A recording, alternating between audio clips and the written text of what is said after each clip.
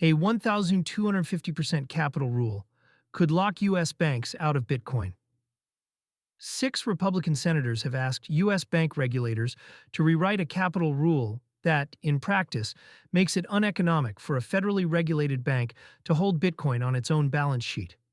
The request, reported by Crypto Slate on June 6, 2026, centers on a single number from the global Basel framework: a 1,250% risk weight applied to direct Bitcoin exposure. That figure sounds abstract until you run it through a bank's capital math. A 1,050% risk weight multiplied by the standard 8% minimum capital requirement lands at a 100% capital charge. A bank holding $100 million in Bitcoin would have to set aside $100 million in capital against it. No leverage, no offset, dollar for dollar. A risk weight that erases the economic's capital is the most expensive thing a bank carries, so a 100% charge changes the calculation entirely. Banks do not run to the regulatory floor. Most target internal ratios closer to 12%, which pushes the capital tied up against that same $100 million position to roughly $150 million. To earn a 12% return on equity on that block of capital, the activity would need to generate about $18 million in annual net profit. Custody fees, trading spreads, and client service revenue rarely clear that bar. The result is not a ban. A bank can legally hold Bitcoin. The rule just makes the return on capital so poor that no profit-seeking institution chooses to, which produces the same outcome through arithmetic rather than prohibition. That gap between allowed and worth doing is the whole fight. For ordinary users, the practical read is straightforward. As long as the capital treatment stays where it is, banks are unlikely to compete for crypto custody or spot Bitcoin services, leaving exchanges, dedicated custodians, and self-custody wallets as the main routes to hold and spend the asset. 6 senators and a letter to 3 regulators. The senators sent their letter on May 27 to the 3 agencies that write U.S. bank capital rules: Federal Reserve Vice Chair for Supervision Michelle Bowman, FDIC Chair Travis Hill, and Comptroller of the Currency Jonathan Gould.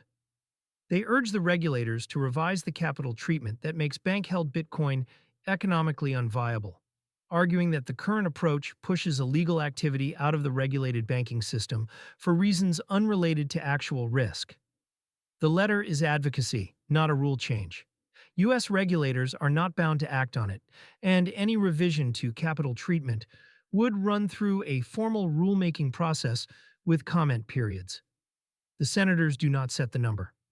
They are asking the agencies that do to reconsider it. Regulators already cracked the door in 2025. The request does not arrive in a vacuum. Through 2025, all 3 banking agencies softened their posture toward crypto. The OCC cleared national banks to provide crypto custody and certain stablecoin activities in March 2025. The FDIC said the same month that supervised banks could take on crypto activities without seeking prior approval. The Federal Reserve withdrew earlier crypto-specific guidance in April 2025.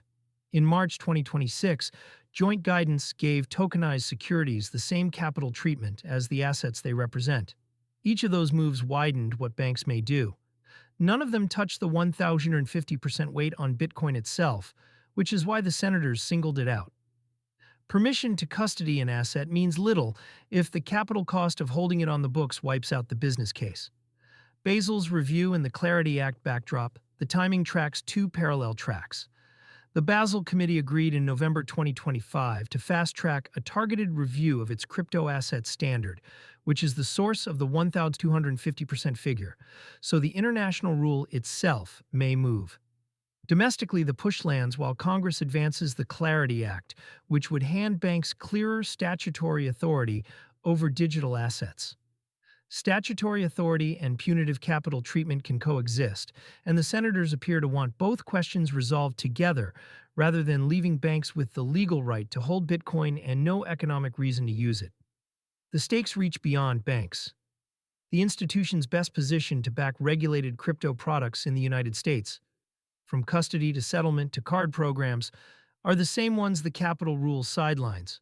Until the number changes, that infrastructure stays with crypto-native firms rather than chartered banks. This is a policy fight at an early stage, not a settled change. Nothing in the letter alters a bank's obligations today, and the 250% weight remains in force as of June 6, 2026. Against a backdrop of an extreme fear market with Bitcoin near $6,593, down 4.25% on the day.